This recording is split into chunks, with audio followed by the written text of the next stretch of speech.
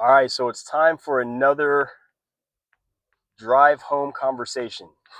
so, realize something that the American dream is a lie, um, at least the traditional idea of the American dream. So, think about this for a minute. Everybody expects that, watching like the old school, The Simpsons, and some of these old shows is like you get this husband and wife. Husband works, wife stays home. You got two kids, wife picket fence, a dog, and those people are comfortable. That's typical middle class. Guy works at his job for 30 years, gets a pension, retires, and everything's hunky dory. Well, that's not going to be the case ever again. We're that's just gone. With inflation and with the cost of everything going up the way that it has, and the requirements for you to live comfortably, you're going to need to do things differently. And what does that mean? So, number one, um, you need a side hustle. Like, there's just no way around it. If you're living on one income, it's not enough anymore. The average American makes about $70,000, which means if you have a single person living on 70,000, maybe you do all right.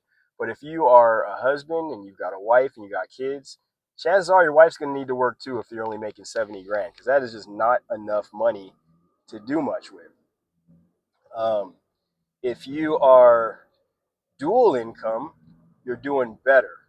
I mean, and honestly, you almost have to be dual income if you're going to get ahead. Um, Even then, most people aren't getting ahead because then you got childcare costs.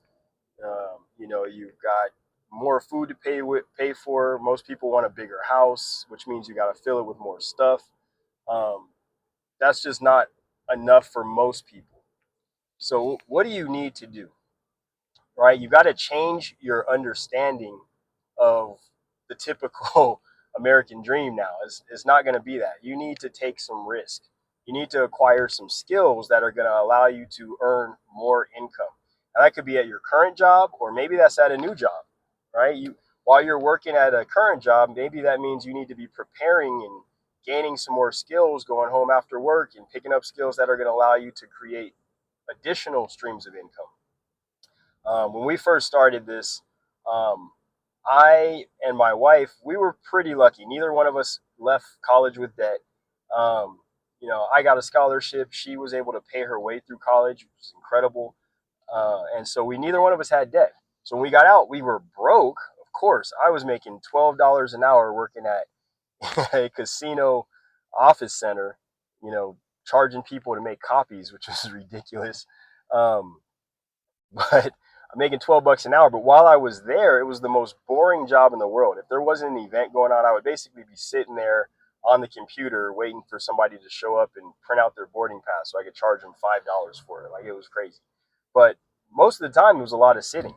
So instead of just sitting there, I started studying for my Series 7 and Series 66 licensing so that I could go into a sales career where I could see a lot more income.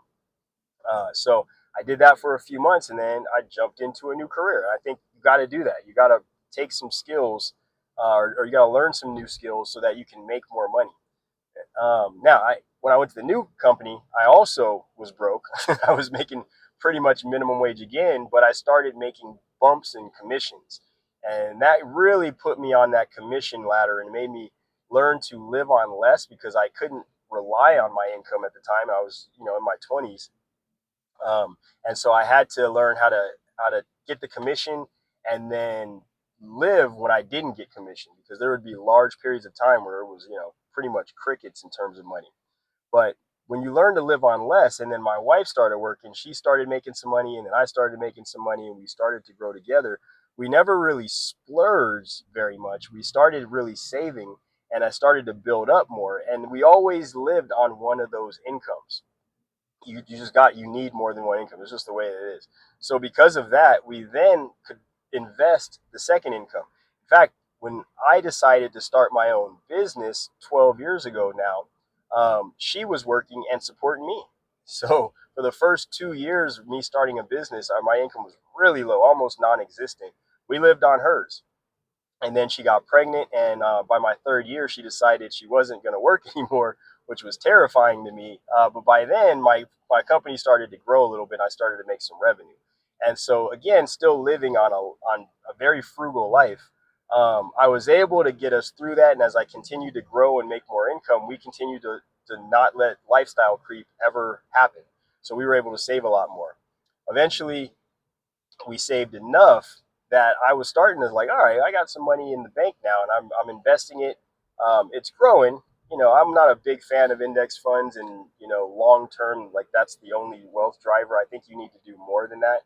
Businesses will always generate more income, but they are coming with more risk and more work. So that's part of the trade off. Um, but my wife decided after about 7 or 8 years to go back to work, and then she started a job, like a at-home work job that she was able to make about $50,000 a year doing working from home, which again was just all extra money. We didn't need that additional income, and so we were able to reinvest it, and that's where we really started to jump into the real estate world.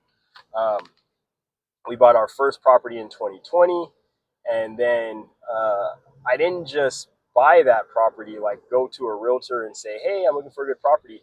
I spent 2 years before that learning how to buy real estate. I read about 100 books, all in the real estate field or in investing field. I learned how to leverage. I learned how to buy properties in different methods. I learned how to buy at a discount. I mean, 2 years before I ever made my first, investment real estate purchase. So by the time I started making offers on houses, I knew what I was looking for, right? And I knew how to get, and I didn't have any experience, but I knew how to do it. And so my very first property we bought, I didn't even use a realtor. The realtors were sending me deals that just weren't going to meet my numbers. They weren't going to let me hit my goals that I was looking for. So I did it without a realtor. Now, most people aren't going to do that. And that's fine. I mean, you don't have to do that. There's a lot of ways to do it, but you got to do something different, because just investing, in your 401k and living on one income, I don't know if you've done the math, but do the math. If you put, $500 a month into a index fund for the next 25 years, what do you have there? You got like 600 grand. How do you live and retire on $600,000? Like how, right? Most people need like $70,000, $80,000 to live each year.